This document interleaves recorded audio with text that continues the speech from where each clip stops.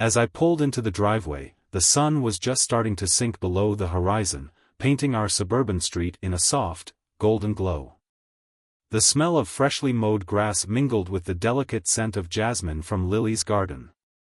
I couldn't help but smile, thinking about the surprise I had planned, a weekend trip to the lake house where we first met. "I'm home," I called out as I stepped inside, greeted by the familiar creak of the front door. From the kitchen, Lily's cheerful voice replied, "Perfect timing. Dinner's almost ready." Setting my briefcase down, I walked toward her. She always took my breath away, the way her movements seemed so effortless, how her hair shimmered in the light, and that radiant smile that could brighten any room. She turned from the stove, drying her hands on a towel. "Something smells incredible," I said, leaning in to kiss her cheek. "Just testing out a new recipe Olivia suggested," she replied. "Ah, Olivia," I chuckled. "Always full of ideas." Lily nodded, but her gaze drifted for a moment, her expression shifting ever so slightly. Was it hesitation? Before I could ask, she gestured toward the table. "Why don't you wash up? Everything will be ready in a minute." Over dinner, we shared stories from our day. I talked about a new project at the office, while she recounted her afternoon at the cafe with Olivia. But I couldn't ignore the faraway look in her eyes, as if part of her mind was somewhere else entirely. "I was thinking," I started, reaching out to hold her hand. "How about we go away this weekend? Just us.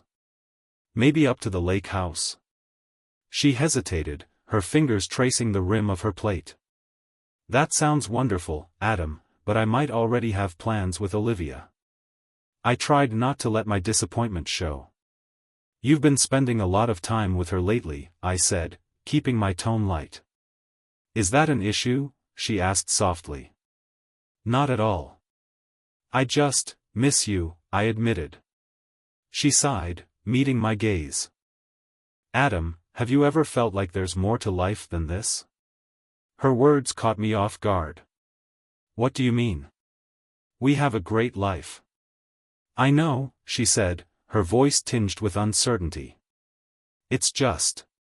Olivia and I were talking, and she shared some ideas with me. About self-discovery, about living more authentically." I frowned slightly. "Are you unhappy?"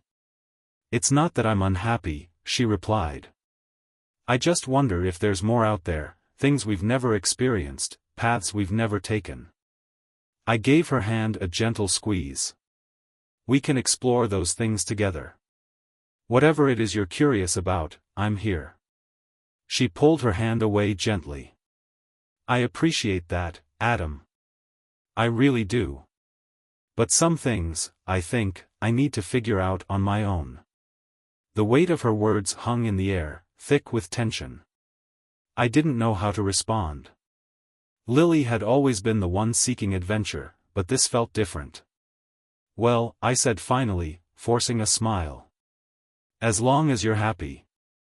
She offered a grateful smile. "Thank you for understanding." But I didn't understand. Not really. Later that night, as we slipped into our usual evening routine, I couldn't shake the unease. Lily sat curled up on the couch with a book, but I noticed she hadn't turned a page in ages. "Everything okay?" I asked, trying to sound casual. "Just thinking," she murmured. "About what?" I pressed gently. She glanced up, her eyes a blend of emotions I couldn't quite read. "Olivia was telling me about this philosophy she's been exploring. It's about embracing freedom and challenging the expectations society places on us. It sounds liberating." I nodded slowly. "I see. I think it might be something I need to explore," she continued, her tone contemplative. "To see what else is out there." A knot tightened in my stomach. "Are you talking about making changes? Changes in our lives?"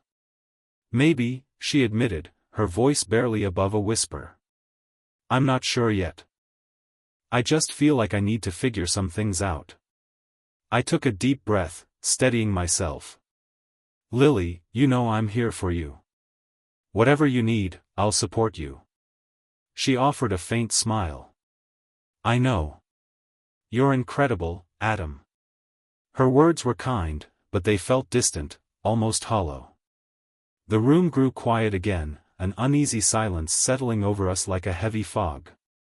That night, as I lay staring at the ceiling, doubts began to creep in. I had always believed our marriage was strong, unshakable even. But now, it felt like it was built on a foundation that might be starting to crack. Was I blind to something? Had I been too comfortable, too complacent? The next morning, I woke up early and instinctively reached for her, only to find her side of the bed empty. On the kitchen counter, a note in her familiar, neat handwriting caught my eye.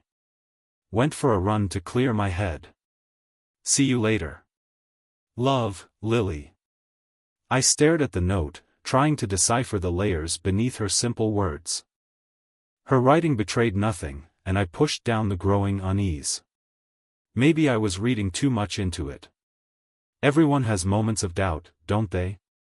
At work, I struggled to focus. My mind kept wandering back to her, replaying our conversation and dissecting every word. By lunch, I couldn't resist reaching out. Hope you're having a good day. Thinking of you, I texted. An hour went by. Then 2. No reply. That was unlike her. When I got home that evening, the house was eerily quiet. Lily still wasn't back. I busied myself in the kitchen, throwing together dinner to distract from the growing pit in my stomach. It wasn't until late that the sound of the door opening broke the silence. Hey, she said softly, stepping inside.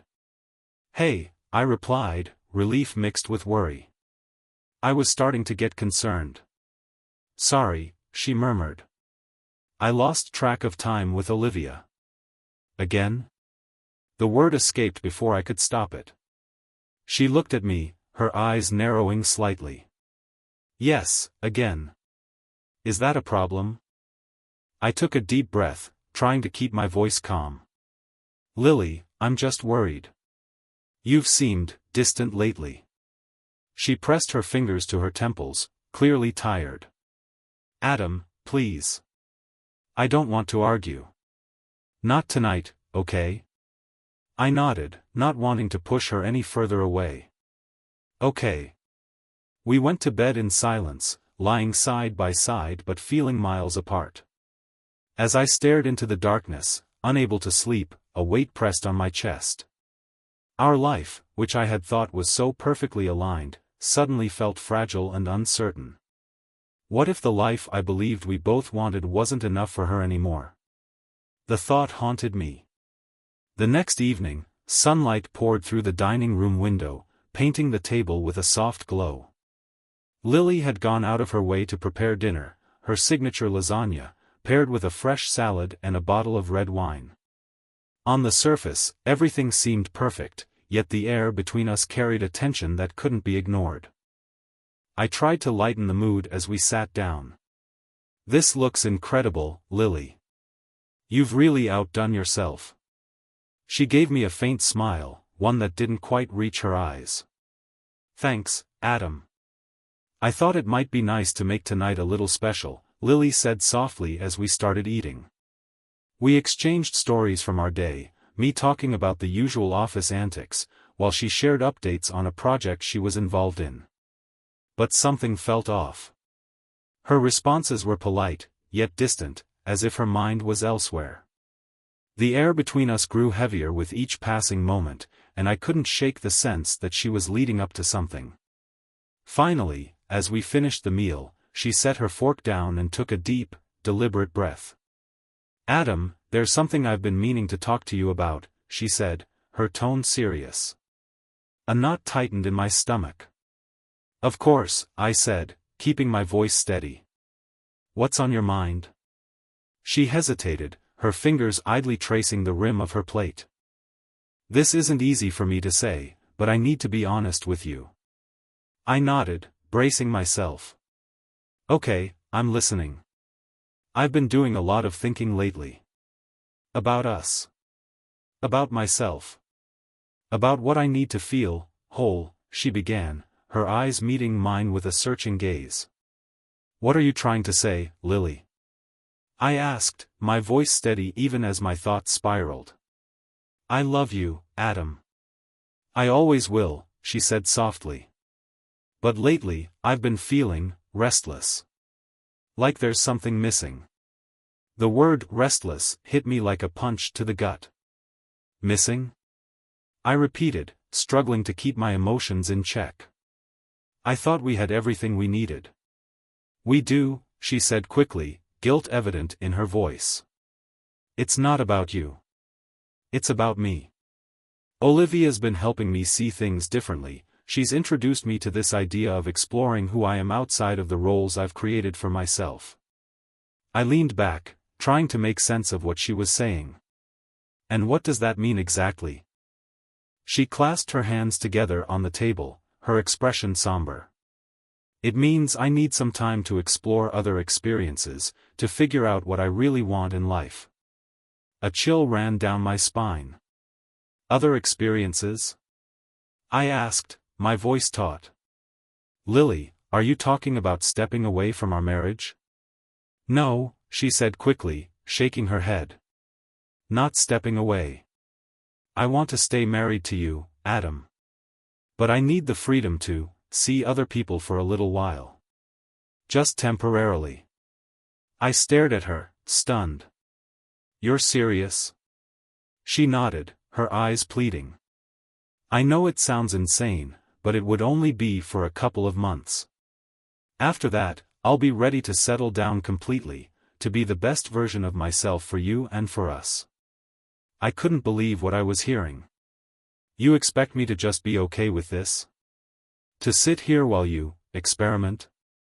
It's not about replacing you, Adam, she said, her voice trembling. You're my husband, my partner. But I need this for me. I looked down at my hands, my thoughts racing in every direction. And what am I supposed to do in the meantime? Just wait? She reached across the table, her hand brushing mine, but I pulled away instinctively. Adam, please, she said, her voice cracking. It's only temporary, I promise. I shook my head, struggling to process her words. You're not asking for my permission, are you? She hesitated, then answered quietly, I need you to understand. This is about my happiness. And if you love me, you'll support me. A surge of anger boiled inside me, but I forced it down. Lily, I love you. More than anything. But I don't think I can support this. Her expression faltered for a moment, but she quickly recovered, her voice calm yet firm. I knew this would be hard for you to hear. But I believe, deep down, you'll see that this is the right choice for us. I stood up abruptly, the weight of the conversation making it impossible to sit still. I don't even know what to say, I muttered. Lily stayed in her chair, her eyes following me. Say that you'll give it a chance. That you'll trust me, she pleaded. I turned to face her, the woman I had built my entire life around, and felt an ache in my chest that I couldn't ignore. I don't know if I can, I admitted, my voice barely above a whisper. Silence descended between us, heavy and suffocating, as though her words had created an unbridgeable gap. I moved into the living room, needing space to sort through the storm of emotions in my head. Moments later, she followed, her voice soft but insistent. Adam, I know this is a lot to ask, but I need you to trust me. Please. I exhaled deeply, running a hand through my hair. Lily, this isn't about trust. It's about the fact that you're willing to risk everything we've built for this. She stepped closer, her eyes glistening with unshed tears. I'm not risking it, she said, her voice trembling. I'm trying to make sure we're stronger in the long run. I couldn't respond. I simply didn't have the words. The woman standing in front of me felt like a stranger, someone I no longer recognized. That night, I lay alone in bed, staring at the ceiling while her words replayed endlessly in my mind. Temporary. Freedom. Exploration. I couldn't help but wonder, was this the beginning of the end? Or was there still a way to salvage what we had? The next morning, I woke to the faint sounds of Lily moving around the house. It was early, earlier than her usual routine. I turned over to find her side of the bed empty again, and for the second morning in a row, a hollow emptiness settled in my chest. From the bathroom, I heard her humming softly, a nervous habit she had whenever she was deep in thought.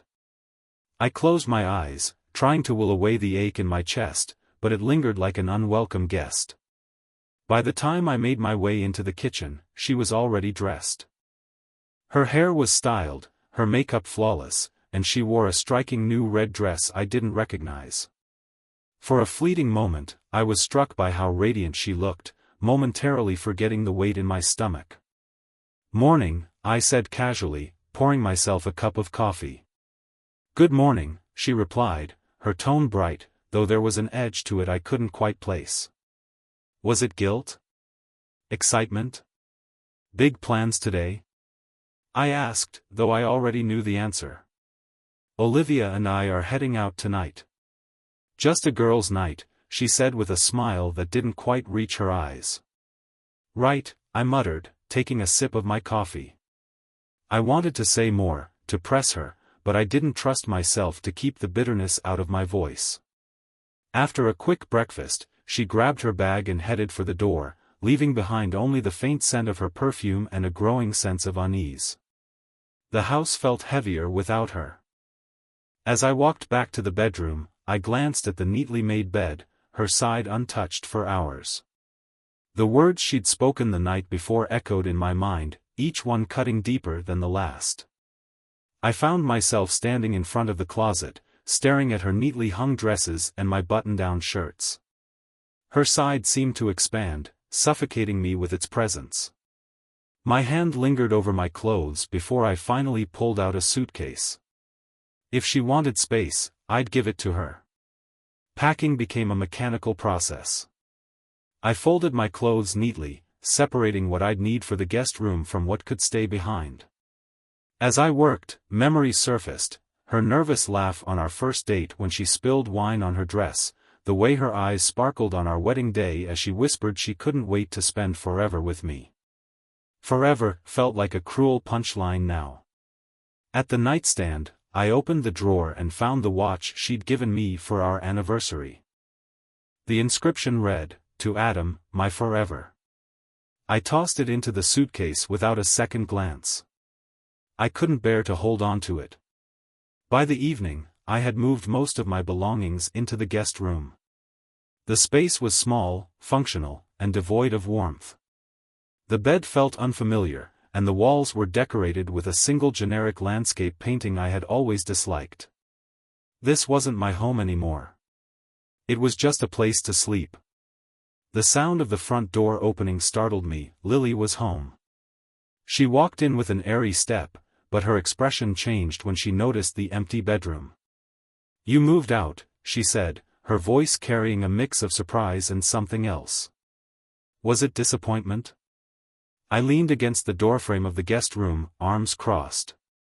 "You wanted space. Here it is."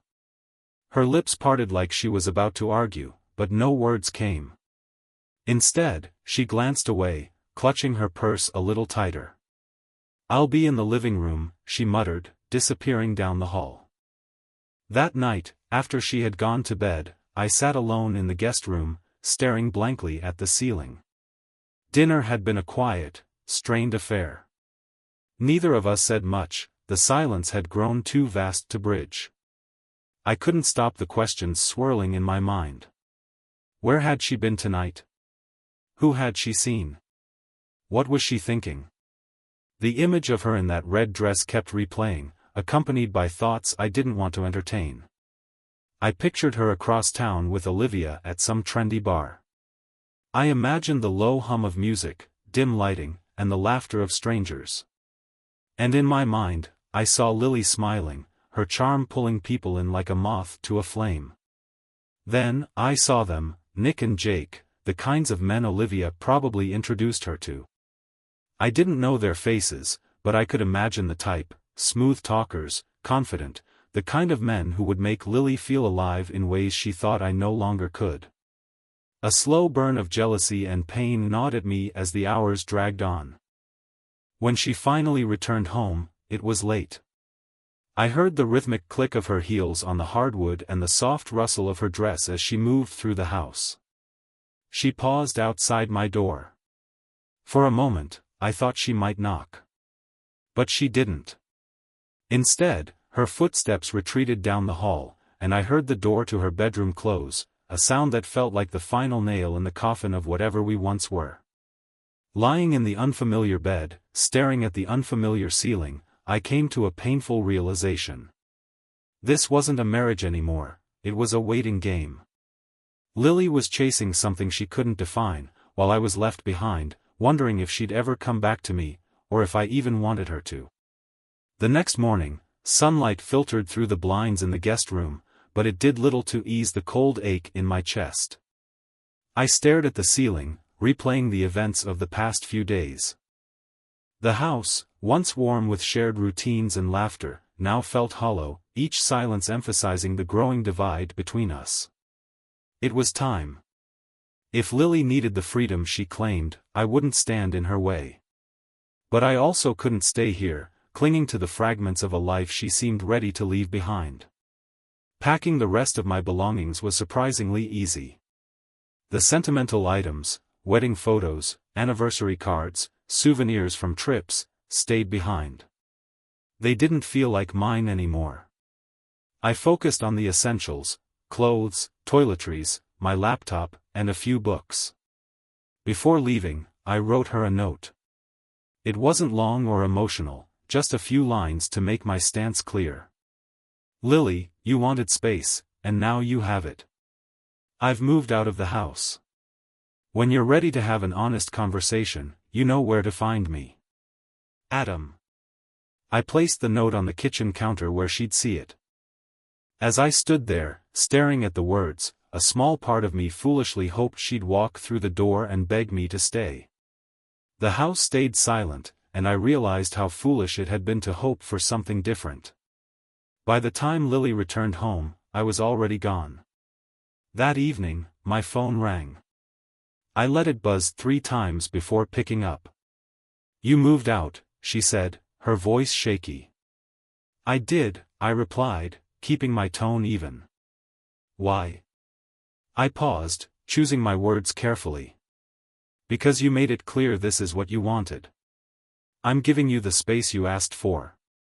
She didn't respond right away. The sound of her breathing, shallow and uneven, filled the silence. I didn't ask you to leave, she finally said. No, you didn't, I agreed. But you asked for something that made it impossible for me to stay. Her silence was heavy, like a weight pressing down on both of us. When she finally spoke, her voice was barely audible. I didn't think you'd actually go. You should've, I said, my tone sharper than I intended. Lily, you've been pushing me away for weeks. What did you expect? I don't know, she admitted. I thought we could work through this. I couldn't hold back anymore. We can't work through it if you're out chasing other people while I sit here, waiting for you to figure things out, I said, frustration spilling into my words. That's not a marriage, Lily. That's you deciding what you want while leaving me behind. She inhaled sharply, as though my words had struck a nerve. So, what now? I don't know, I said honestly. That's up to you. Before she could respond, I hung up. It wasn't a conversation I could handle anymore, not when the weight of it felt like it might crush me. The next week passed in a blur. I stayed with my old friend Jake, who generously offered me his guest room. It wasn't ideal, but it was better than being in that house, surrounded by reminders of everything Lily and I had lost. Rumors about Lily's behavior started making their way to me. A mutual friend mentioned seeing her out at a bar with Olivia and a couple of men, laughing and flirting as if she didn't have a care in the world. Someone else hinted that her coworkers were whispering about her increasingly erratic actions. It hurt to hear those things, but I tried to push the thoughts aside. Lily was making her choices, just as I had made mine. Still, those whispers only reinforced the feeling that leaving was the right decision. A few days later, I received a text from an old friend, Rachel. "Hey, I heard about everything. If you need someone to talk to, I'm here." I stared at the message for a while, unsure how to respond. Rachel and I had always gotten along well, but we weren't particularly close. Even so, the offer felt like a lifeline. The weight of everything was becoming harder to bear, and I wasn't sure how much longer I could manage it alone. Eventually, I typed out a reply. "Thanks, Rachel. I might take you up on that." Meanwhile, Lily was unraveling. Her texts became sporadic and inconsistent, one moment defensive, the next remorseful. "Why are you making this so hard? I miss you. Can we talk? Do you hate me?" I didn't know how to respond. Part of me wanted to call her, to let her explain, to search for a way back to what we once had. But another part of me, the part that remembered the hurt in her voice when she told me she needed to explore, knew it wasn't that simple. Lily was starting to feel the weight of her decisions. Friends who once admired her began keeping their distance, uneasy with the rumors swirling around her. At work, her colleagues exchanged knowing glances and whispered behind her back. Even Olivia seemed less enthusiastic. Their once thrilling outings now carried a hint of awkwardness. She was losing control of the narrative she thought she could shape, and for the first time, she began to wonder if her newfound freedom was worth the cost. One evening, as I sat on Jake's porch nursing a beer, my phone buzzed with a new message from Lily. "I'm sorry." 2 simple words. No defenses. No justifications. Just an apology that felt real. For the first time in weeks, I felt a faint flicker of hope. But hope, I knew, wasn't enough by itself. Lily would have to prove that she truly meant what she said, and I wasn't sure if she could. I woke up to another quiet morning in Jake's guest room. The sunlight filtered through the curtains, but it brought no comfort, just a reminder that I wasn't home anymore. Reaching for my phone, I scanned for any notifications, hoping for something to distract me. Nothing.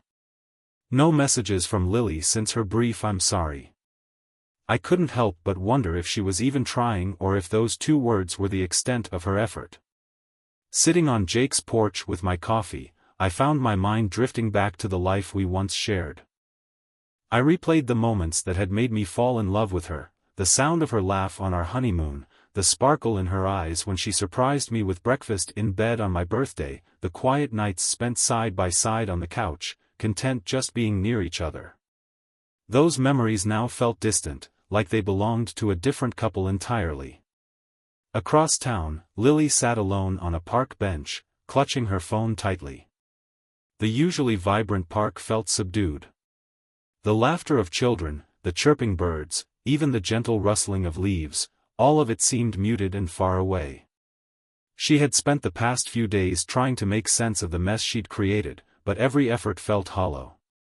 Friends who once celebrated her independence now avoided her, and Olivia's advice felt less like wisdom and more like reckless noise.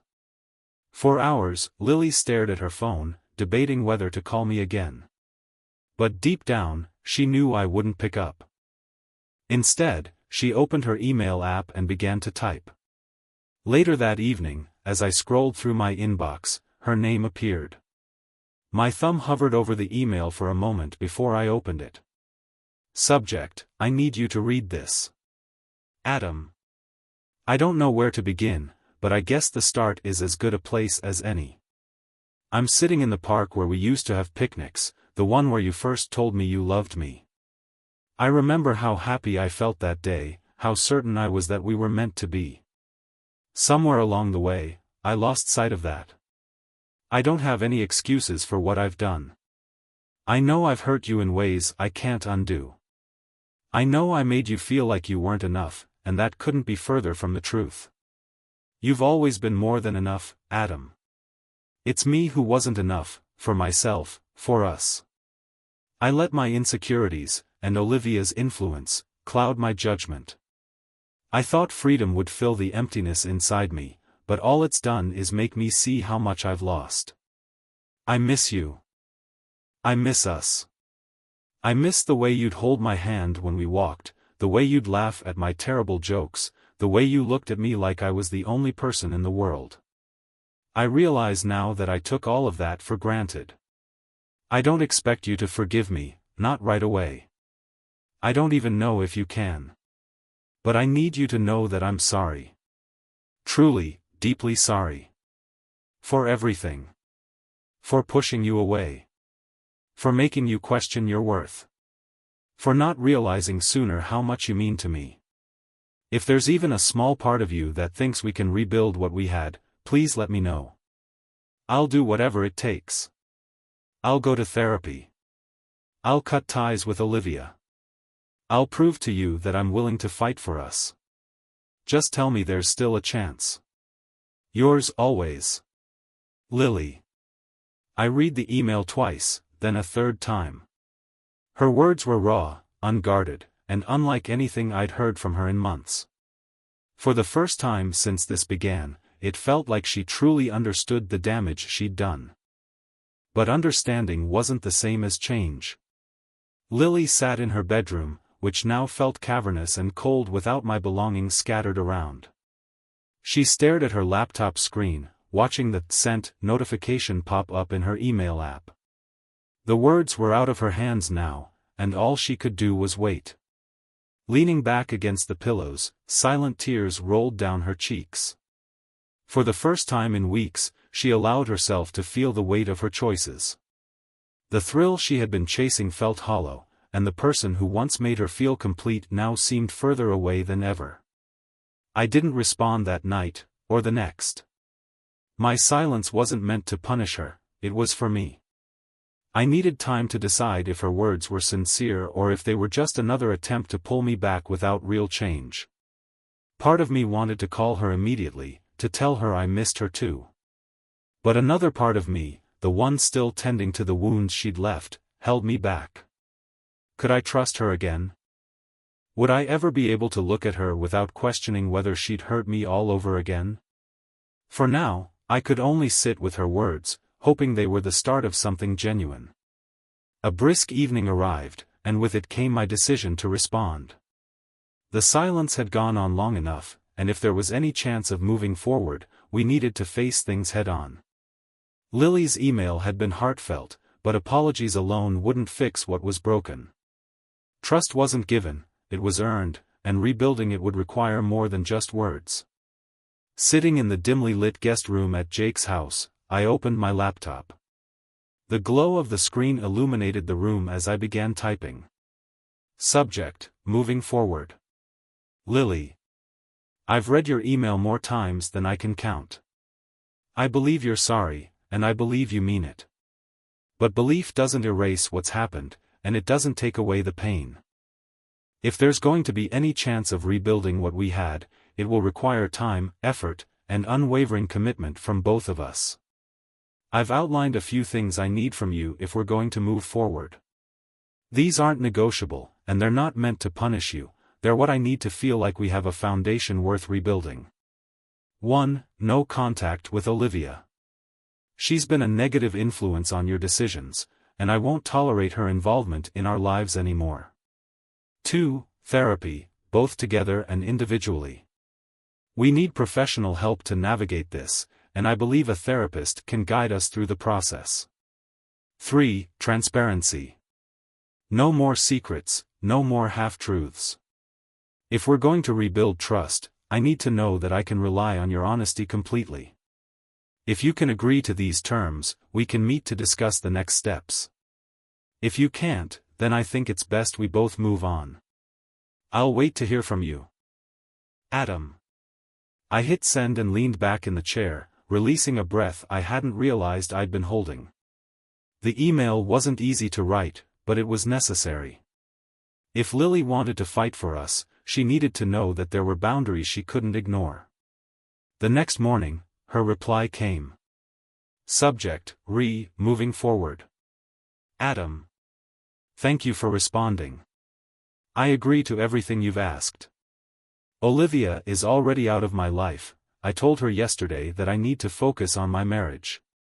She didn't take it well, but I don't care. Therapy is something I've already been thinking about, and I'll find someone for us to start seeing as soon as possible. I'm ready to be honest with you about everything. I just need a chance to prove it. Please let me know when and where we can meet. Yours, Lily. Later that week, we met at a neutral location, a quiet cafe we used to visit in the early days of our relationship.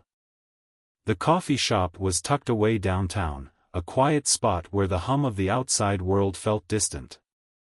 I chose a table in the corner, away from the bustle of the entrance. When Lily arrived, she hesitated near the door, clutching a notebook to her chest as if it were a shield.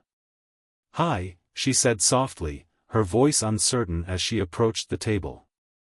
"Hi," I replied, motioning for her to sit. She slid into the chair across from me, her eyes flickering between me and the table. "Thank you for meeting me," she began, her voice tight with emotion. "I know I don't deserve." "Let's skip that," I interrupted gently. "We're here to see if we can move forward, not to dwell on what's already been said." She nodded quickly, swallowing hard.